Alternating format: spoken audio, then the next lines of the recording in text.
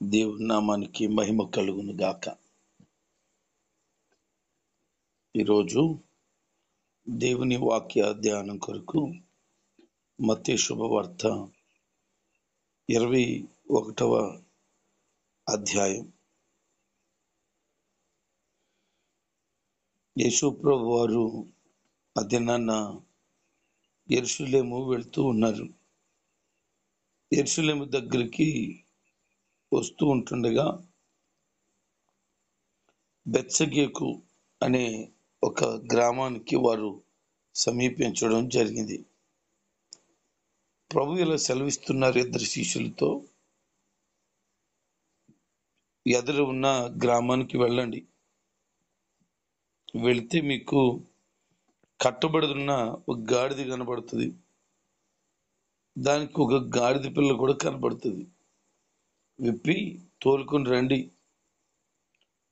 ఎవరైనా ఒకవేళ ఏమన్నా అంటే ఈ ప్రభు కావాలి అని మాత్రం చెప్పండి అన్నారు. వారు అలా వెళ్తుండగానే ఆ గ్రామం ఎంట్రన్స్ లో ఒక వ్యక్తి కనబడుతున్నాడు. అతను వెంబడిస్తూ వెళ్ళారు. వెళ్ళిన తర్వాత ఏ ఇంటికైతే వెళ్ళారో ఆ ఇంటి దగ్గర గాడిద పిల్ల కూడా ఉంది. వాటిని విప్పుతూ ఉంటుండగా ఆ ఇంటి యజమానుడు వచ్చాడు. ఎవర్రా అన్నాడు. ఇవి ప్రభు కావాలి అని చెప్పారు. ఓకే అని పంపించేశాడట. ఇక్కడ ఒక ఆశ్చర్యమైన సంగతి కనబడుతోంది.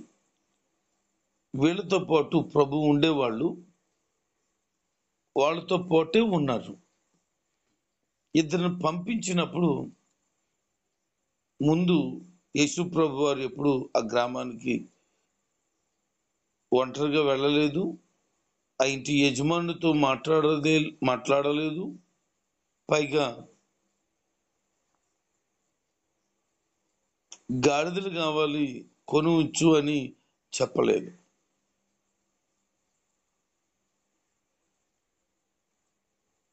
యేసు ప్రభు వారికి ఏం జరగబోతుందో ప్రతిదీ కూడా తెలుసు. అది చిన్న విషయం కూడా ఆయనకి తెలుసు. అందుకనే ఆయన వెళ్ళిన తర్వాత ఏమేమి జరుగుతుందో అని ఆయన గమనించి ముందే చెప్పేశాడు, ఇలాగిలా జరగబోతుంది అని.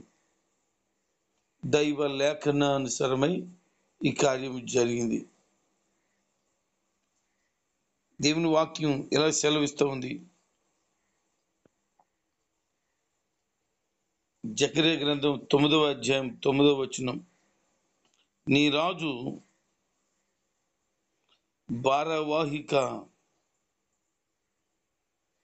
పిల్లను ఎక్కి వస్తాడు అని సాధువుగా, సియోను కుమారి యెరూషలేమా నువ్వు సిద్ధపడు అని చెప్తున్నారు. ప్రభు ఉద్దేశం ఏమైందో, ఆయన జీవితం ఎలాగున సాగిపోబోతుందో, ఆయన ముగింపు ఎలా ఉండబోతుందో ఆల్రెడీ మొత్తం అంతా కూడా ఒక క్రమబద్ధీకరమైన రీతిలో పొందుపరచబడి ఉన్నది. యేసు ప్రభు వారు చెప్పినట్లుగానే వారు వెళ్ళి అలాగున చేసి ఆ గాడిద పిల్లను తీసుకొని వస్తే అప్పటికి యెరూషలేము ఎంటర్ అయిపోయారు. యేసు ప్రభు వారినట ఆ గాడిద పిల్ల మీద వస్త్రాలు పరిచి దాని మీద కూర్చుండమన్నారు. ఒక ఆశ్చర్యకరమైన సంగతి ఏంటంటే, ఎవరునూ ఎన్నడూ ఎక్కని గాడిద అని రాయబడింది. యేసు ప్రభు వారు ఎన్నడూ ఎవరు ఎక్కని గాడిద పిల్ల మీదకి ఎక్కి కూర్చోవాలి. ఎందుకంటే ఆయన దైవ లేఖనానుసారంగా నడక జీవితం ఉండవలసి ఉన్నది. ఆయన ఎక్కిన తరువాత దారి పొడుగున వారు వస్త్రాలు పరచడం ప్రారంభించారట. దావీదు కుమారునికి జయము, ప్రభు పేరట వచ్చేవానికి జయము, సర్వోన్నతమైన స్థలములలో జయము అని దేవునికి జయధ్వనులు చేస్తూ ఉన్నారు. ఇది గమనిస్తున్నటువంటి పట్టణంలో ఉన్న వారందరూ కూడా ఈయన గలిలయలో నుండి వచ్చిన నజరేతు వాడగు ప్రవక్త అయిన యేసు ప్రభువు అని జనాలు మాట్లాడుకోవడం ప్రారంభించారు. పట్టణమంతా ఈయనెవరో అని అనుకోవడం ప్రారంభించారు. అనేక పర్యాయాలు ఆయన యెరూషలేముకు రావడం జరిగింది, చాలా కార్యాలు చేయడం కూడా జరిగింది. కానీ ఆయన ఎవరో అనే గుర్తించలేని అజ్ఞానపు స్థితిలో ఇంకా ఉండిపోయారు. వారి యొక్క హృదయ కాఠిన్యమునకు వారిని అప్పగించవలసి ఉన్నది. ప్రభువుని ఎరగకుండా, ఆయన గొప్పతనం ఏమిటో తెలియకుండా సంవత్సరాలు వారి జీవితంలో గడిపేశారు. అక్కడికే వచ్చి వెళుతూ ఉన్న ఈయన మా రక్షకుడు అని గుర్తించలేకపోయి మరో నేత్రములు వెలిగించబడలేని స్థితిలో ఉండిపోయారు. చాలా మంది ఈరోజు ప్రభుని గుర్తించటం లేదు, ఆయన ఔన్నత్యాన్ని గుర్తించట్లేదు, ఆయన త్యాగాన్ని గుర్తించట్లేదు, ఆయన ఎంత ప్రేమిస్తున్నాడు ఎవరు గుర్తించట్లేదు. ఎవరి బాధలవి, ఎవరి ఆలోచనలు వారివి, ఎవరి ఉద్దేశాలు వాళ్ళవి అన్నట్లుగా వెళ్ళిపోతున్నారు. కానీ దైవ చిత్తానుసరమైన మనసు లేక బ్రతకడం చాలా దౌర్భాగ్యమైన విషయం. అది యెరూషలేము వచ్చిన తర్వాత దేవాలయంలో ప్రవేశించి అక్కడ రోకలు మారుస్తున్న వారిని, వ్యాపారం చేస్తున్న వారిని ఆయన గద్దించాడు.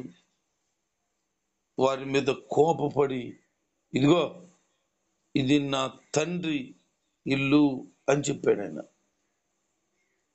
అక్కడ చాలా మంది గుడ్డోళ్ళు, కుంటోళ్ళు, రకరకాలైనటువంటి వ్యాధిగ్రస్తులు వస్తే వారందరిని కూడా ఆయన బాగు చేశాడట. అక్కడ కొంతమంది ప్రధాన యాజకులు, శాస్త్రులు ఆయన దగ్గరికి వచ్చి అంటారు, ఇదిగో నిన్ను ఈ జనాలందరూ కూడా జయధ్వనులు చేస్తూ ఉన్నారు, మరి నువ్వేం చేస్తున్నావు మౌనంగానంటే ప్రభు అంటారు, బాలుడి యొక్కయు చంటి పిల్లల యొక్కయు స్తుతుల మూలమున నేను ఒక దుర్గమును స్థాపించి ఉన్నాను అని ప్రభు చెబుతున్నారు. కీర్తనకారుడు ద్వారా రాయబడిన ఆ మాట వారికి అర్థమైంది. యేసుక్రీస్తు ప్రభు వారిని అర్థం చేసుకోలేకపోయారు వాళ్ళు. అందుకనే వారిని ఆ పట్టణాన్ని విడిచిపెట్టి ఆయన బేతనియకు వెళ్ళిపోయారు. ఏదో విధంగా చిక్కు పెట్టాలని, ఏదో విధంగా నాశనం చేయాలని ఎప్పుడు కూడా ఇదే తపన, ఇదే ఆరాటం, ఇదే ఆలోచన. మనుషులు ఎప్పుడు కూడా స్వార్థ ప్రియులై, బింకములు వారై ఇతరులను నాశనం చేయాలని, కీడు చేయాలని నిత్యము ప్రయత్నాలు చేస్తూ ఉంటారు. మంచి చేసేవాడు అంటే జనాలకి ఇష్టం ఉండదు, మేలు చేసేవాడు అంటే జనాలకి పట్టింపు ఉండదు. ఈయన చేసిన మేలుడు, ఉపకారాలు ఆయన నామానికి మహిమకరంగా నిలబడవలసిన దానికి బదులుగా ఇలాంటి శాస్త్రులు కానీ, ప్రధాన యాజకులు కానీ ఏవో లేనిపోని మాటలు మాట్లాడుతూ ఉంటారు. ఆయన ఉద్దేశం, ఆయన ఆలోచన మనం గమనించగలిగితే సత్యమైన ఆయన మార్గంలో నడిపించబడగలుగుతాం. ఆయన మరొక రోజు పట్టణానికి బయలుదేరాడు. బేతనియా నుంచి బయలుదేరినప్పుడు ఆయనకు దారిలో ఆకలేసిందట. ఏమైనా ఉంటే బాగుండని అటు ఇటు చూస్తుండగా ఒక అంజూరపు చెట్టు కనబడింది. అది చక్కగా ఆకులు కాసి ఉంది. యేసు ప్రభు వారు అనుకున్నారు, ఈ అంజూరపు చెట్టు దగ్గర తినడానికి ఏవైనా కాయలు ఉంటాయని దగ్గరికి వెళ్ళి చూశారు. అంజూరపు చెట్టు నిండా ఆకులు ఉన్నాయి కానీ ఒక్కటి కూడా కాయ కనిపించలేదు. ఆయనకి చాలా బాధ అనిపించి దానిని శపించారు ఆయన. ఇదిగో ఇంకెప్పటికీ నువ్వు కాయొద్దును అని. ఎప్పుడైతే ఆయన అలాగను ఆజ్ఞాపించారో తక్షణమే అది ఎండిపోయిందట. ఇది చూసినటువంటి శిష్యులు ఆశ్చర్యపడి, ప్రభువా, నువ్వు శపించిన ఆ చెట్టు ఎండిపోయింది అన్నారట. ప్రభు అంటారు, ఇదిగో ఈ చెట్టుని చూసి ఎండిపోతే ఎంత ఆశ్చర్యపడిపోతున్నారే, మీకు విశ్వాసం ఉంటే ఈ కొండను చూసి సముద్రంలో పడుతుంది అని అంటే పడుతుంది, అది అంత విశ్వాసం మీకు ఉండాలి అన్నారు. అటు మీరు ప్రార్థన చేసేటప్పుడు వేటిని అడుగుతారో అవి దొరికాయని నమ్మండి, మీరు అడిగిన వాటన్నిటినీ తప్పకుండా పొందుకుంటారు అని. ఒక వ్యక్తి విశ్వాసంలో బలపరచబడుతూ ఉంటుండగా వారు అడిగిన వాటన్నిటినీ తప్పకుండా పొందుకుంటారని వారికి అర్థమైపోతుంది. అందుకే నీ జీవితంలో ప్రభువుని విశ్వాసంతో ముందుకు సాగటానికై సహాయం చేయమని వేడుకో. ఆయన నీకు సహాయం చేస్తే, నీ విశ్వాసం బలపరచబడితే బలమైన రీతిలో నీవు ప్రార్థిస్తావు, బలమైన కార్యాలు నీ జీవితంలో పొందుకుంటావు. యేసు ప్రభు వారు దేవాలయంలో బోధ చేస్తూ ఉన్నాడు. ప్రధాన యాజకులు, ప్రజలు, పెద్దలను ఆయన దగ్గరికి వచ్చి ఆయన అడుగుతున్నారు, నువ్వు ఏ అధికారం వలన ఇలాంటి కార్యాలన్నీ చేస్తున్నావు అని ఆయన అడిగితే, జ్ఞానవంతుడైన దేవుణ్ణే, మహాజ్ఞాని అని దేవుణ్ణే ప్రశ్న వేస్తే ఎలా ఉంటుందంటే దాని జవాబు ఎలాగే ఉంటుంది అన్నట్టుంది. ఆయన అంటారు, ఇదిగో మిమ్మల్ని ఒక మాట అడుగుతాను, ఆ మాట నాకు జవాబు చెప్పారనుకో, నేను కూడా మీకు జవాబు చెప్తాను అన్నారు. పర్లేదు అడగండి అన్నారు. వాక్యంలో నుంచే కదా అని వాళ్ళు ఆలోచన చేస్తూ ఉంటుండగా ప్రభు అంటారు, బాప్తిస్మం ఇచ్చేటువంటి యోహాను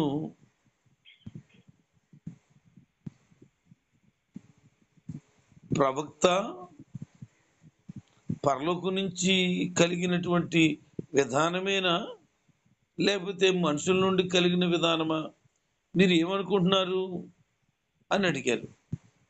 వారు అంటారు, మనసులో అనుకుంటున్నారు, ఒకవేళ ఇది పరలోకం నుంచి కనుక కలిగిందంటే మరి అతను ప్రవక్త అంటున్నాం కదా, మరి మనుషుల నుంచి కలిగింది అని అంటే మరలా మనం చిక్కడిపోతాం, ప్రజలు ఊరుకుంటారా మనల్ని, అందరికీ తెలుసు కదా ఆయన ప్రవక్త అని, ఇది పెద్ద తలకి నొప్పిలాగా ఉందిరా బాబు అని తెలివితేటలుగా మాకు తెలీదు, నువ్వే చెప్పు అన్నారు. ప్రభు అంటారు, మీరు ఎలాగైతే చెప్పారో నేను కూడా అదే చెప్తున్నాను, నాకు కూడా తెలీదు, ఏ అధికారం వలన ఇవి చేస్తున్నాను అన్నారు. వాళ్ళకి ఏం చెయ్యాలో అర్థం కాలేదు. యేసు ప్రభుకి సమాధానం చెప్పడం చాలా సులువే, ఆశ్చర్యకరంగా ఉంటుంది. ఆయన మాటలు అంతు చిక్కని జవాబులు బయటకు వస్తూ ఉంటాయి. ప్రభు వారు ఒక ఉపమానాన్ని వాళ్ళకి చెప్తున్నారు. ఒక వ్యక్తికి ఇద్దరు మనుషులు ఉన్నారు, కొడుకులు. వాళ్ళిద్దరిలో పెద్దవాడి దగ్గరికి వెళ్ళి అన్నాడు, బాబు నువ్వు పొలానికి వెళ్ళు, ద్రాక్ష తోట పని జరుగుతుంది, వెళ్ళు అన్నాడు, పని చేయన్నాడు. వాడు అంటాడు, నేను వెళ్ళను అని చెప్పాడు. రెండో వాడు తండ్రి దగ్గరికి అదే మాటను తీసుకున్నాడు. అతను అంటాడు, నేను పోతానయ్యా అంటాడు. మొదటోడేమో వెళ్ళనన్నాడు, రెండో వాడేమో వెళ్తానన్నాడు. అయితే కొద్దిసేపు అయిన తర్వాత ఆలోచన చేశాడు పెద్దోడు, మా నాన్నగారి మాట నేను అవిధేయత చూపించడం కరెక్ట్ కాదని మనసు మార్చుకుని వెళ్ళాడు. రెండో వాడు అలాగ అన్నాడు కదా వెళ్తానని, వాడు వెళ్ళడం మానేశాడు. ఎవడు బెస్ట్ అని చెప్పగలుగుతారు మీరు అన్నారు. అర్థమైపోతుంది కదా మొదటోడేనని అన్నారు. యోహాను నీతి మార్గమున మీ వద్దకు వచ్చాను, మీరు అతను నమ్మలేదు. అయితే సుంకరులను, వేశ్యలను అతను నమ్మారు, అది మీరు చూసి కూడా నమ్మలేదు, పశ్చాత్తాపం కూడా పడలేదు. అలాంటి వాళ్ళు మీరు అన్నాడు.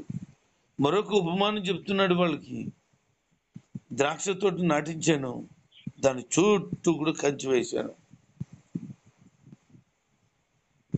దానిలో ద్రాక్ష తోటలు తొలిపించాను, గోపురం కట్టించాను, కాపులకి గుత్తకిచ్చేసాను.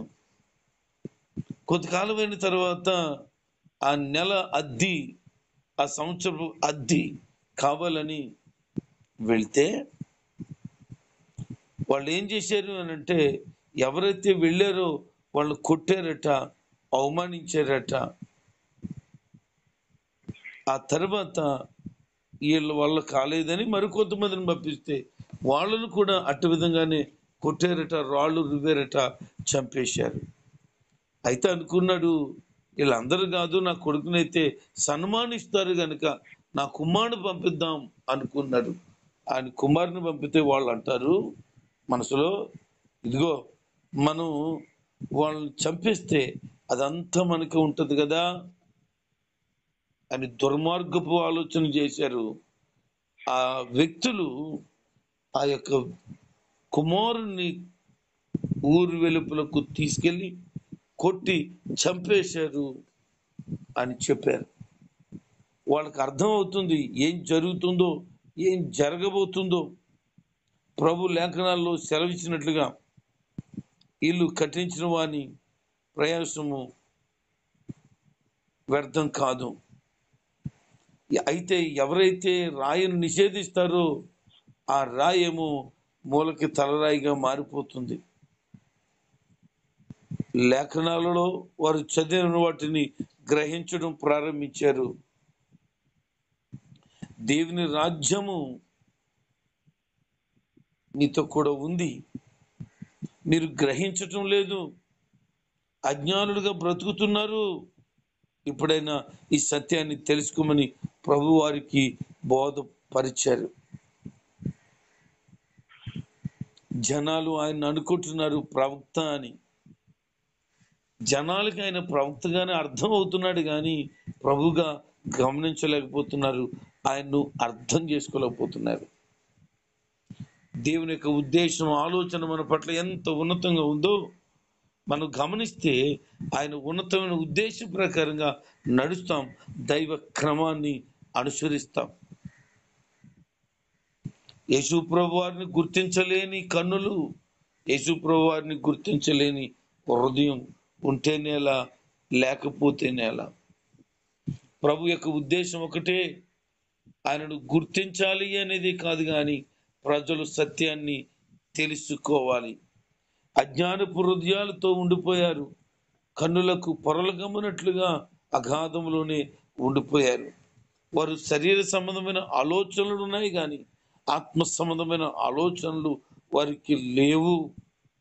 అందుకని మనం ఏం చేయాలి అని అంటే, ఆత్మ సంబంధంగా ప్రభు వైపు చూస్తూ ఆయనను మనము అంగీకరించిన వారిగా ఆయన మార్గంలో సాగిపోగలగాలి.